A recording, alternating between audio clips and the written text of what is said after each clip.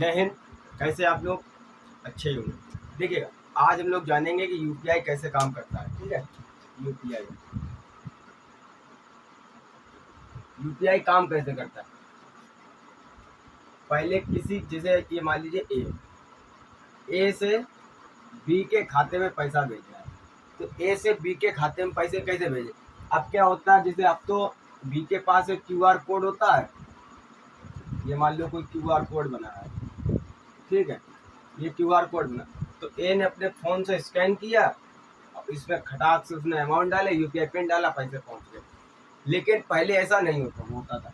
पहले क्या होता था कि बी के क्या क्या चाहिए था, अकाउंट नंबर क्या है, आईएफएससी कोड, आईएफएससी कोड क्या है, ब्रांच, ब्रांच कहाँ पर है, ठीक है, ब्रांच, अकाउंट का होल्डर नेम, किस बैंक में खाता है, बैंक का नाम, बैंक नेम, और यही सेम चीजें इसके पास होनी चाहिए, ए के पास। ठीक है, सेम चीजें। अब account number, IFSC code, branch, branch का नाम, account holder name, bank name, इतनी चीजें चाहिए होती है। तब क्या हो पाता, तब ए बी के अकाउंट पैसे ट्रांसफर कर पाता था, और ए बी के अकाउंट ट्रांसफर कर पाता था। और हम लोगों को मोबाइल रिचार्ज भी करने पड़ते, जैसे कभी कभी मोबाइल रिचार्ज कराना पड़ता था। मोबाइल कभी क्या, मोबाइल तो आजकल की ज़रूरतें ही बन गई हैं, तो मोबाइल में रिचार्ज भी करना पड़ता है। तो मोबाइल रिचार्ज कैसे करते हैं, पहले तो कोड आता था एक छोटा सा, किसने यूज किया है, उसको ऐसे करके स्क्रैच करते थे, उसके नंबर से, उसके पीछे से नंबर निकलता था, उसके पीछे नंबर निकलता था, फिर एक कोड डाल के उसको नंबर स्कैन करते थे, तब जाके अकाउंट में पैसे आते। 10 रुपए मिले, 10 में से 7 रुपए कुछ पैसे मिलते थे, 47 पैसे लगभग। अब तो वो भी खत्म हो गया, टॉपअप आने लगा। जब टॉपअप आ गया तो हम लोग कहाँ से रिचार्ज कराते थे, हम लोग रिटेलर पर जाते दुकान पर, रिटेलर पर, कि हमारा इतने का रिचार्ज होना है, तो उतने का रिचार्ज करा लेते थे। अब आज लगभग 50 से 60% लोग अपना रिचार्ज खुद ही कर लेते। किसके माध्यम से कर लेते, यूपीआई के माध्यम से। ठीक है, यूपीआई के माध्यम से रिचार्ज कर लेते। लेकिन जो यूपीआई काम कैसे करता है, अब यूपीआई में कुछ नहीं होता। यूपीआई में क्या होता है, ये सब चीजें जो है, ये सब चीजें हैं, यूपीआई कहता है कि लाओ ये सब आप मुझे दे दो। यूपीआई ये सब चीजें खुद रख लेता है।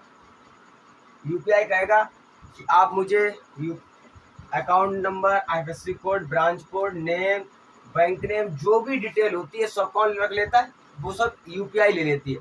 और यूपीआई ले लेती, फिर ये पूरा सब अपने अंदर करके फिर एक बना के देती है, यूपीआई आईडी बना के दे देती है। या किसी का मोबाइल नंबर होता है, जैसे मान लीजिए मोबाइल नंबर है, ये मोबाइल नंबर हो गया, ठीक है, ये मोबाइल नंबर है। अब अलग अलग कंपनियां यूपीआई आईडी, फोन पे, पेटीएम, गूगल पे, अमेजोन पे, तो बहुत हो गई है। ठीक है, तो जिसका होता था फिर उसमें के आगे @ लिख के, जियो भी आता है, जैसे @जियो, तो ये किसी की ये यूपीआई आईडी जनरेट कर देती थी। और एक यूपीआई आईडी सिर्फ एक ही अकाउंट में होती थी।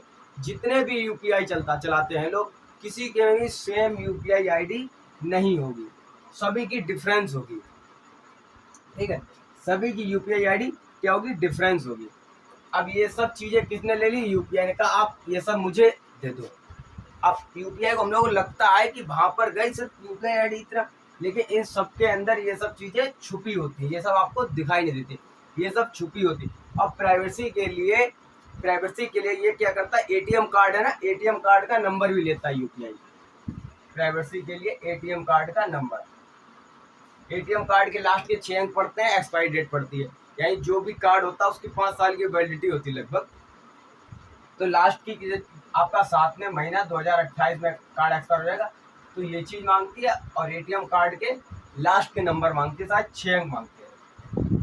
ठीक है, 6 नंबर मांगते हैं। इसमें आपका सीवीवी और एटीएम पिन ये चीजें नहीं मांगता है। ये सब आप अगर यूपीआई को दे देंगे, जैसे ही आप यूपीआई देंगे, खटाक से यूपीआई क्या करेगी, यूपीआई आईडी आपको बना के दे देगी। अब क्या होता था, यूपीआई आईडी बना के दे दी, लेकिन यूपीआई आईडी भी लंबा पड़ जाता था, इसको भी याद करने में काफी दिक्कतें, भाई दिक्कत आ गई। अब इसमें तो 4-5 चीजें याद रखनी पड़ती थी, देनी पड़ती थी, डालनी पड़ती थी। फॉर्म अगर कोई भर रहा है, अकाउंट नंबर, फिर confirm account number, holder name, bank name, branch, IFSC code, इतनी चीज़ें मांगते। अब ये लेकिन यूपीआई आईडी भी लंबी होती थी, तो क्या किया गया, यूपीआई आईडी की जगह उसकी जगह ये स्कैनर ने ले ली। ठीक है, स्कैनर ने जगह ले ली। स्कैनर अपना ऐसा ही होता है लगभग।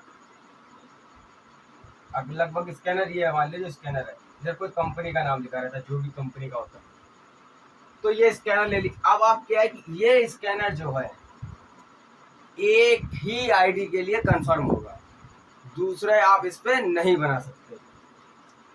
एक स्कैनर पे एक ही अकाउंट लिंक होगा।